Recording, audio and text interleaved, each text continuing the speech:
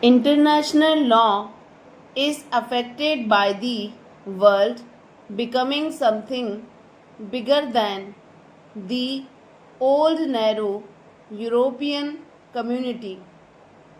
And as the Attorney General said, modern developments in science and the application of science in communications and in social structures affect our ways of life, international relationship, as well as individual and group relations, and hence the need for a new concept of international law.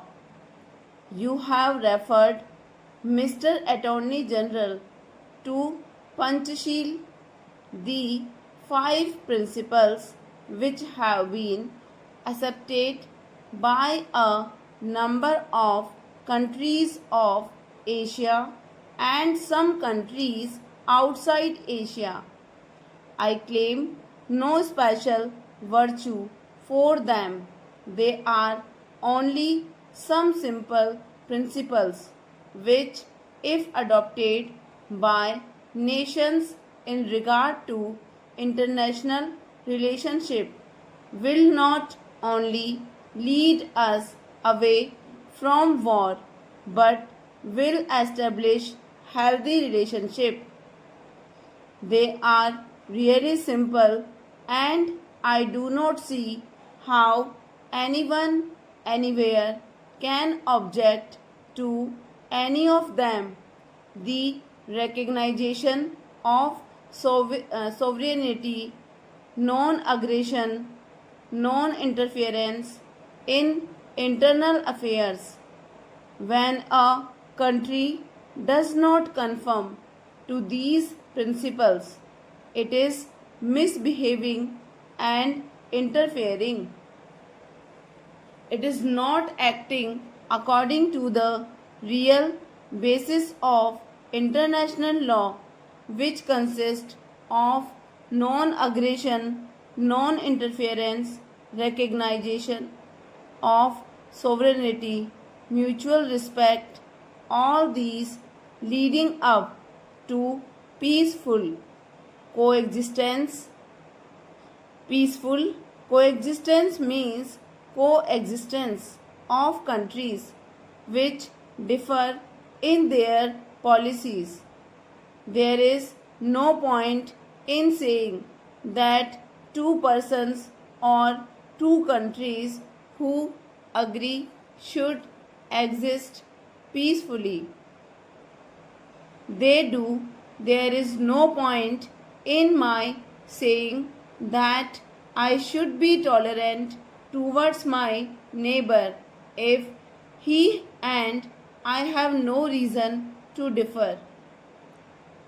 The question of my tolerating my neighbor and his tolerating me arises only when we differ.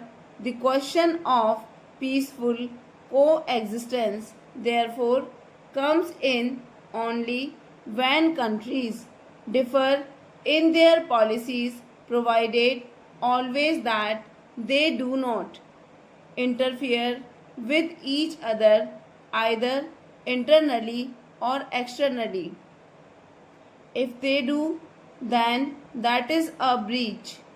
Therefore, I submit that these 5 principles, which are sometimes called Panchashil, are a healthy basis for international relations, and I would further say in all humility that there is no other basis unless you accept the basis which leads to conflict, which of course is not our objective. Surely, international law should not encourage any attempt to compel or coerce a country to do something against its will or to fall in line with something that will bring conflicts. There is great variety in this world.